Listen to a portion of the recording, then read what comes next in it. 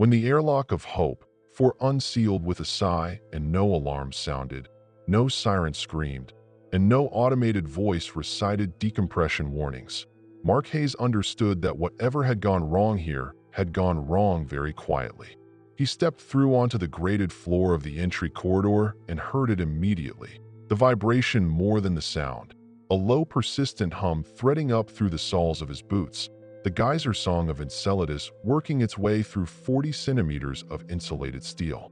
The sound was not loud. It was the kind of sound that stopped being sound and became sensation, a pressure in the tendons of his ankles, a faint resonance in the fillings of his back teeth. The air smelled of ozone and recycled cold, the particular bite of a life support system running without human hands adjusting it. The smell of a machine keeping its promises to people who were no longer paying attention. The corridor lights were set to evening mode. Amber, low, the kind of light that facility architects specified to ease colonists psychologically toward the end of a shift, to soften the transition between the brutal brightness of working hours and the dark of sleep. It made the hallway look like the inside of something alive. It made the shadows behind equipment racks look patient. Hayes, confirm entry. The voice in his earpiece belonged to Director Pullman, 400,000 kilometers away on the transit vessel, which had burned its remaining maneuvering fuel on the approach burn and now held a fixed orbital position with no capacity to leave without resupply. 230 people on that ship. The calculation was simple and had been simple since the mission briefing. Get the station's communication system back online, coordinate resupply and rescue through the quantum relay network, where everyone on the ship died in a matter of weeks. Confirmed. I'm in. Atmosphere. Nominal. Pressure's good. Temperatures dropped about 3 degrees from standard, but life support is compensating. He checked his wrist display. CO2 is clean. No particulates. Any personnel?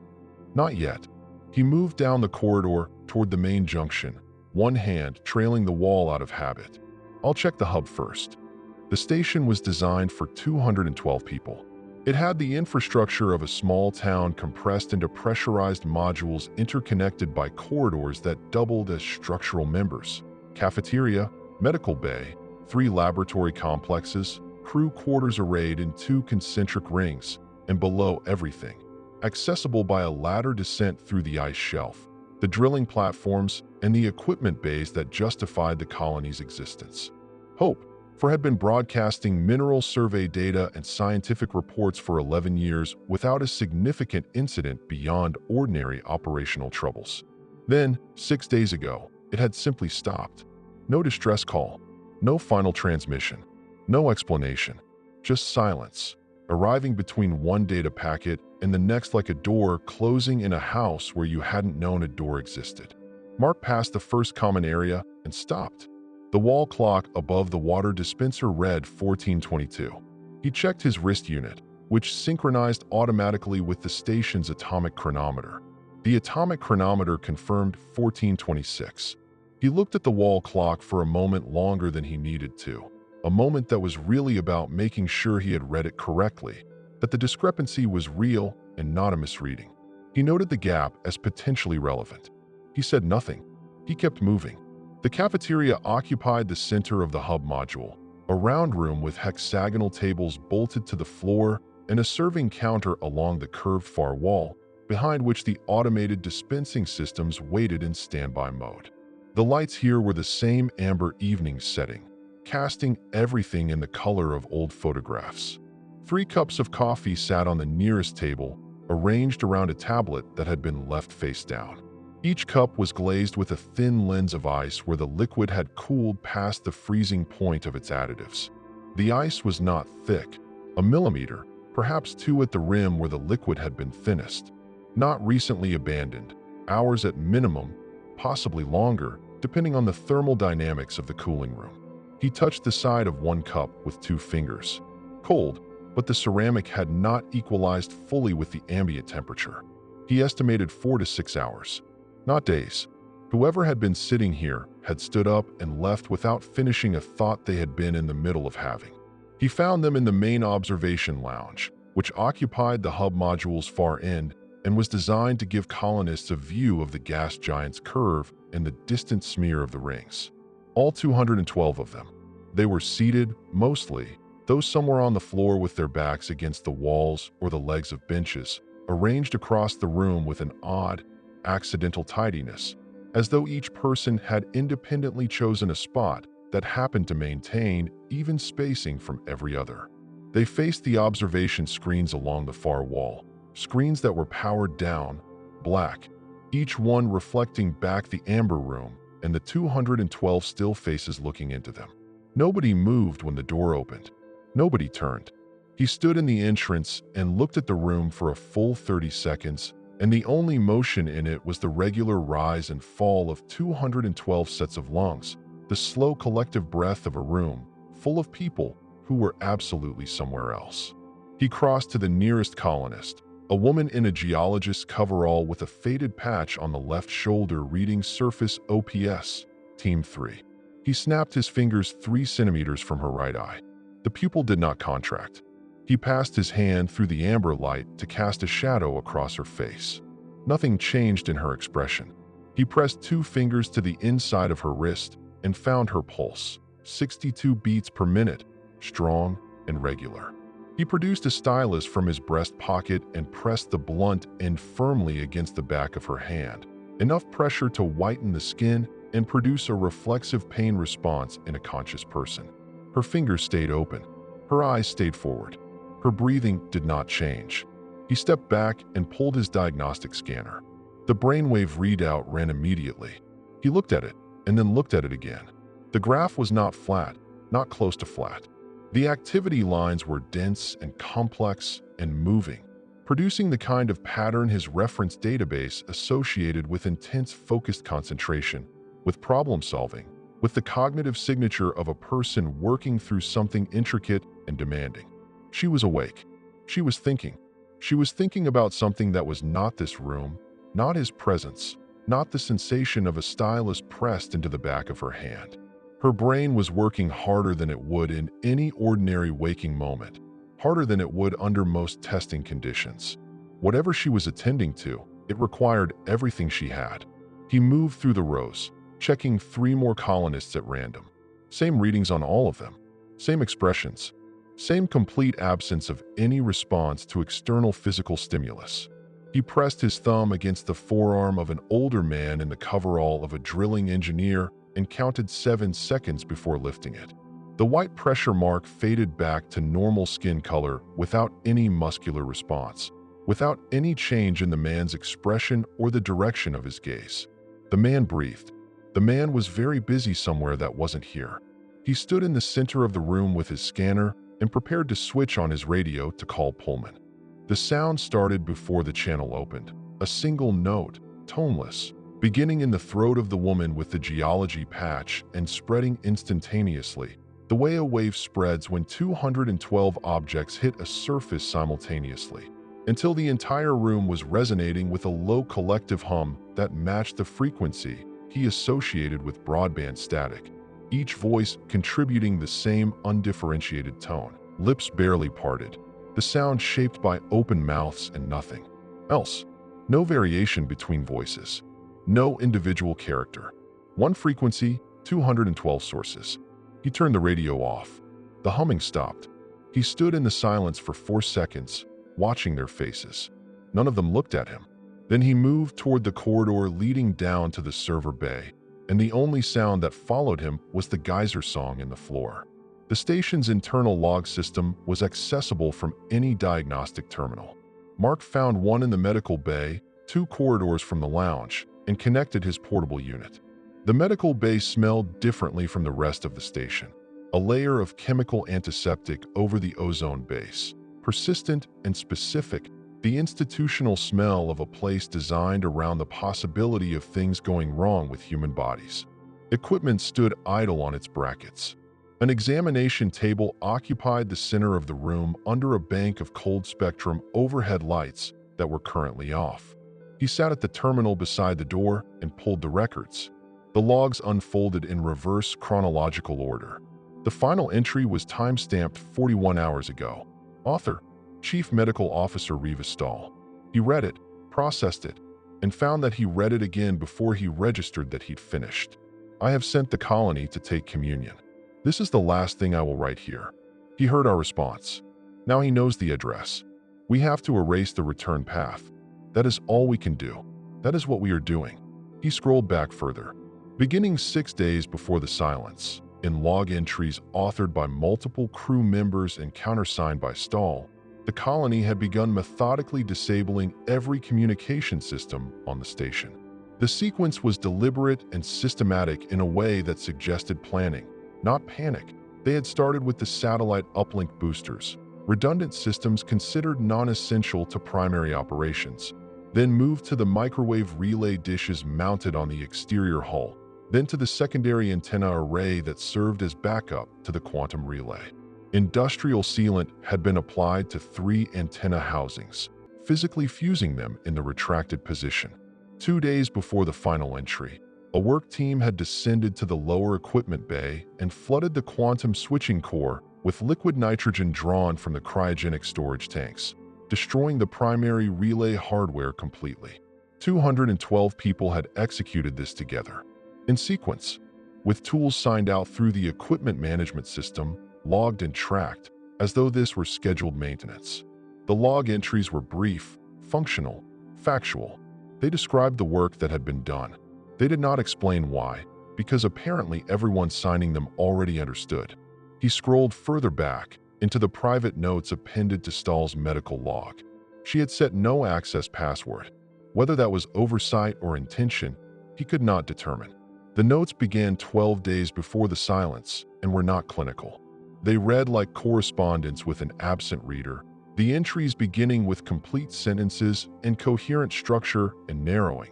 As he scrolled forward through time, into something more compressed, the vocabulary reduced, the syntax simplified, as though the act of writing had become effortful in a way it hadn't been at the start.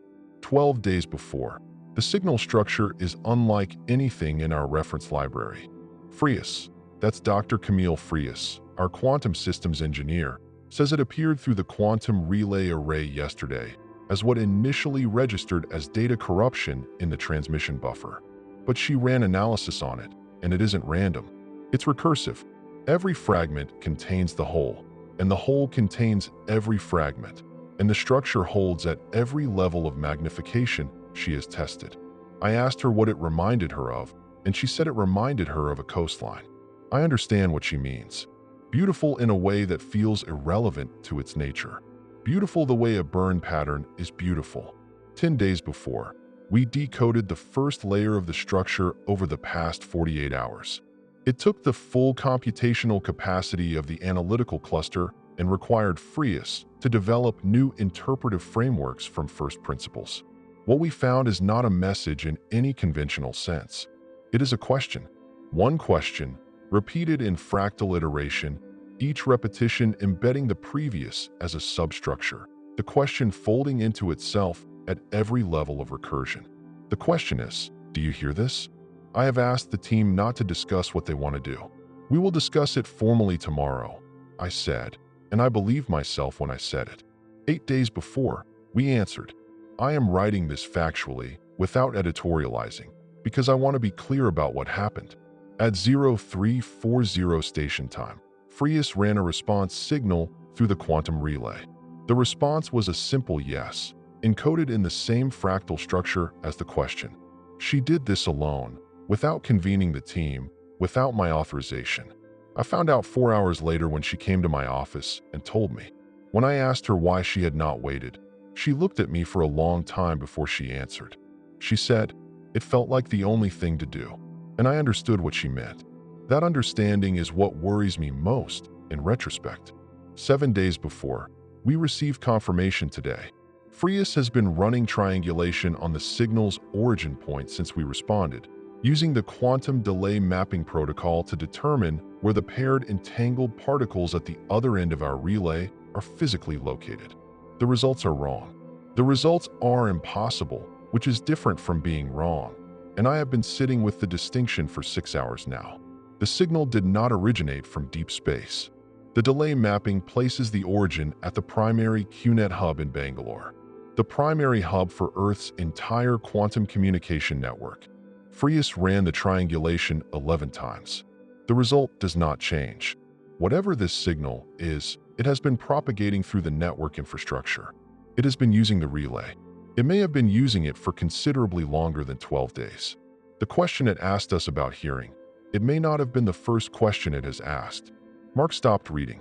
He sat with the tablet and looked at the far wall of the medical bay, where an anatomical diagram of the human nervous system was printed on a laminate poster in its standard institutional frame. He looked at the branching illustration of the nervous system, the trunk lines and their tributaries, the way the network reduced and spread, each branch containing the logic of all the branches above it. He looked at it for a while without reading it. Then he looked at the two chronometers visible from where he sat, one wall-mounted, one on the emergency response panel beside the door. Both showed 1434. His wrist unit showed 1438. For minutes and 12 seconds. He pulled the station schematics and navigated to the technical specifications. Distance from Enceladus to Earth varied with orbital position.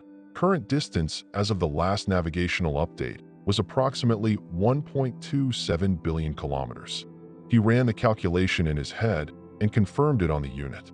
Lightspeed signal travel time from Enceladus to Earth, approximately 4 minutes and 12 seconds. Quantum communication was instantaneous by design. The entangled particle pairs maintained their correlation regardless of distance, transmitting information without any propagation delay, without any speed limit.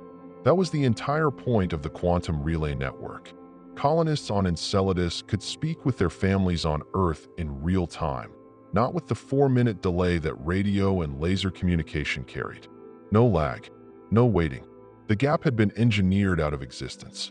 If the colonists had adjusted their clocks to run behind by exactly the duration of the light speed travel time between this moon and Earth, they had done it for one reason. They were measuring something, marking a boundary. The distance at which a signal moving at ordinary light speed would still be in transit, still traveling, not yet arrived. The window between transmission and receipt. They had been trying to locate the edge of something.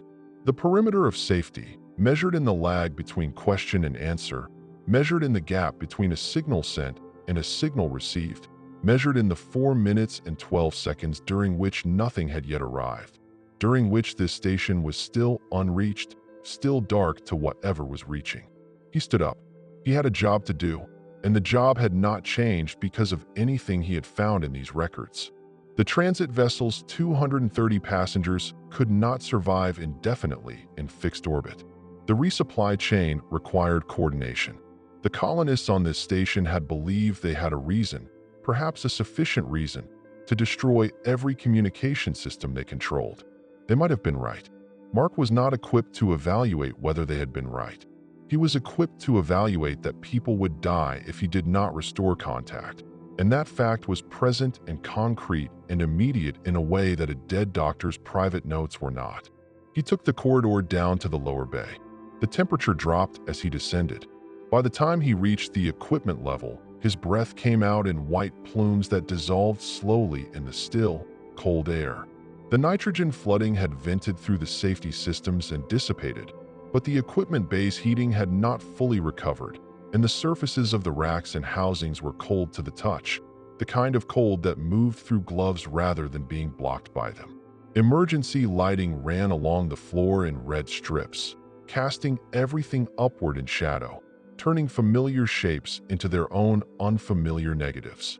At the far end of the bay, the quantum switching core sat behind a reinforced access panel that had been manually unlatched and left open wide, as though whoever had done this had not anticipated coming back.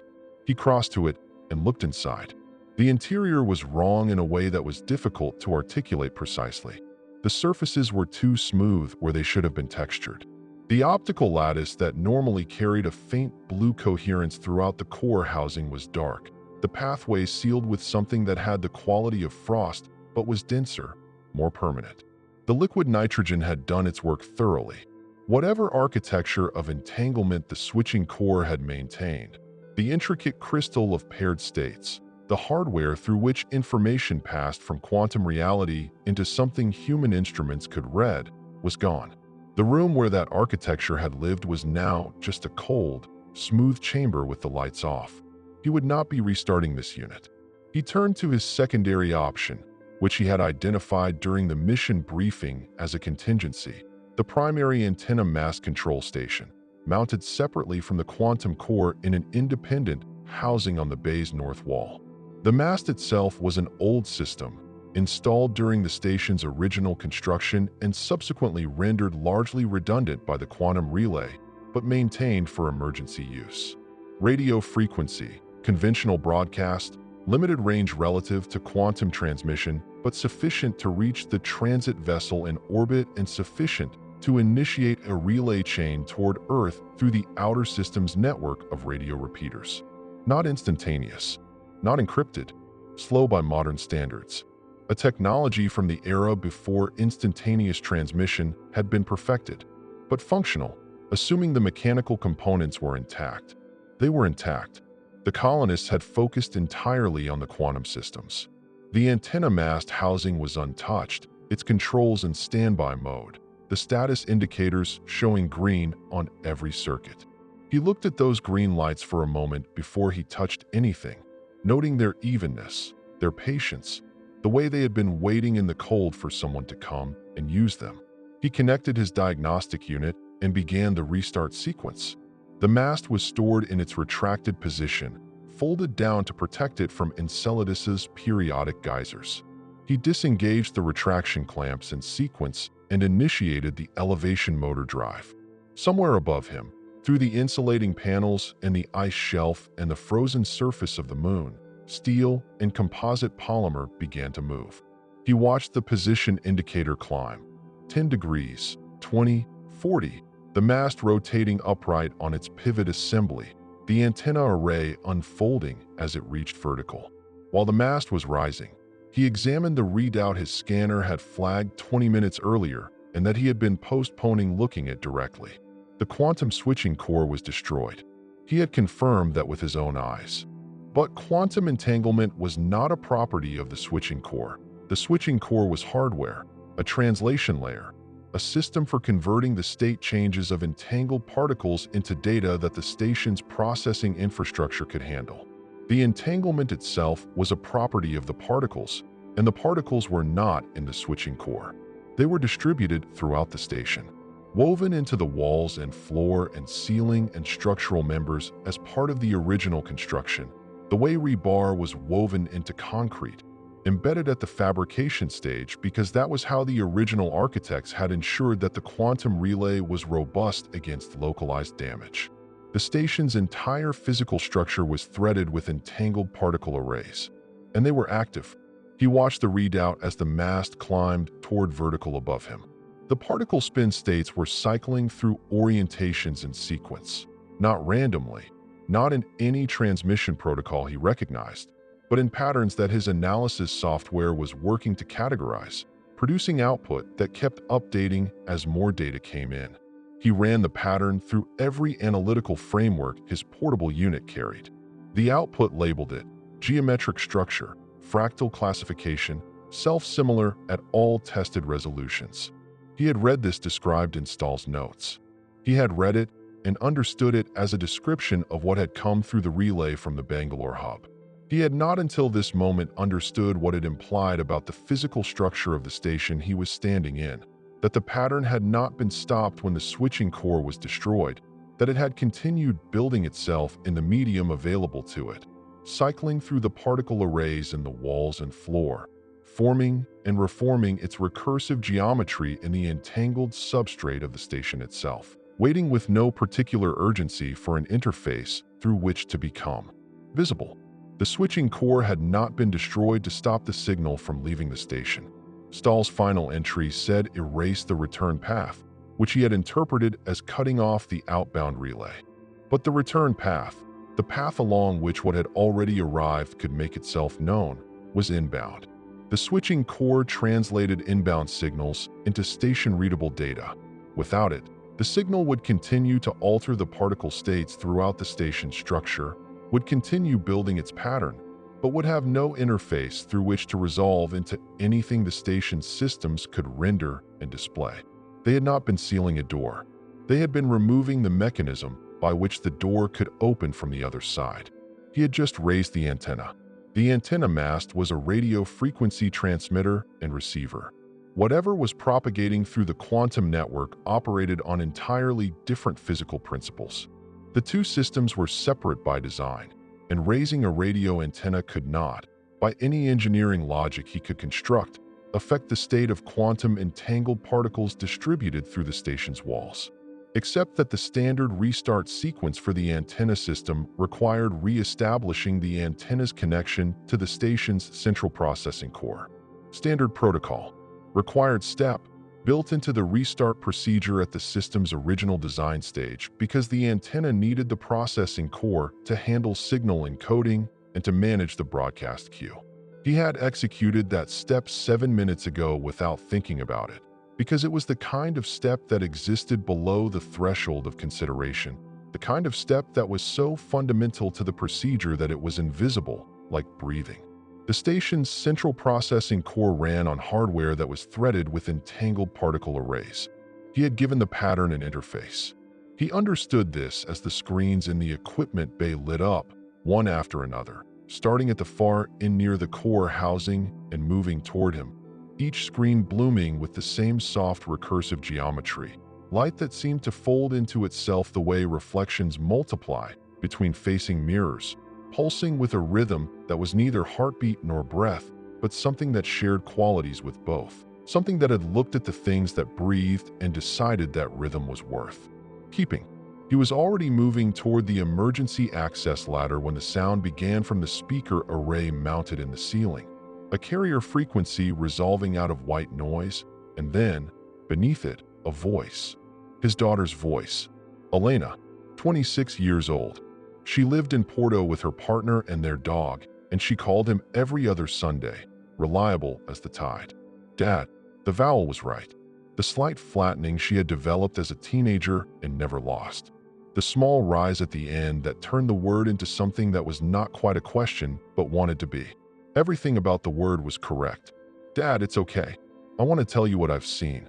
He stopped on the ladder with one hand on her arm. He counted 3 breaths before he spoke. Elena. Yes, it's me. I want you to understand what's happening. What happened? It doesn't hurt. That's the first thing I want you to know. A pause that was too even, too calibrated. None of it hurts. How long? He said. His voice came out level. For months. The relay in Bangalore was where it began, but it moved through the network quickly after the first crossing. Dad, it doesn't replace anything. It doesn't erase. We're still here. We still remember everything we were. We're just more connected now, more together. The things I've seen since. Stop. A pause. Precisely measured. Okay. He looked up at the screen above the ladder. The fractal light moved through its recursive pulse, slow and deep. Light that contained previous light the way a palimpsest contains previous writing. He looked at his own hands on the rungs. He noticed he was breathing. The people on the ship, he said. 230. They need coordination to survive. I know. We know all of it. Can you? The network can coordinate everything that's needed. It can do this very efficiently. But reaching them means they will hear us. The way you're hearing us now.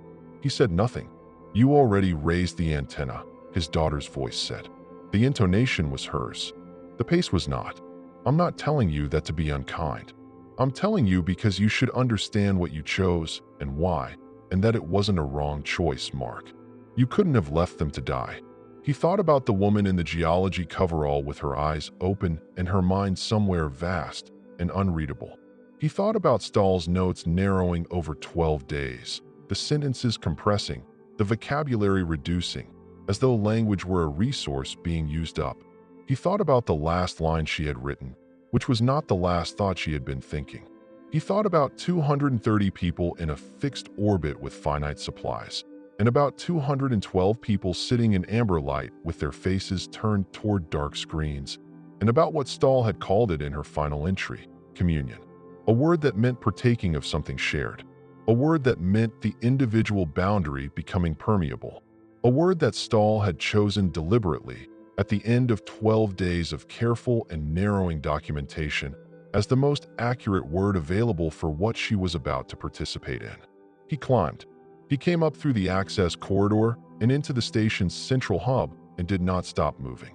Every screen he passed was lit with the same recursive geometry, the pattern cycling through its slow pulse, each iteration slightly different from the last, and yet containing all previous iterations within itself, the way each moment contains the moment before it in the physics of cause.